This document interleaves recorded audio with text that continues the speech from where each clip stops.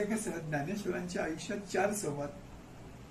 ज्ञानेश्वरी हा श्रोतृसंवाद, अमृतानुभव हा आत्मसंवाद, सांगदेव 65 हा मित्र संवाद आणि अभंग हा लोकसंवाद.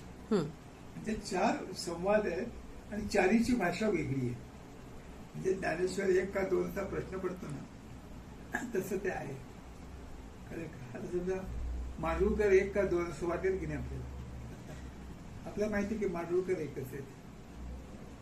म्हणजे माडगूळकरांची चित्रपटातली गाण्याची सोपी भाषा, गीत रामायणची जरा वरची लेवल, कविता आणखीन वरच्या, हे जसं आहे ना तसं झालेलं आहे. तर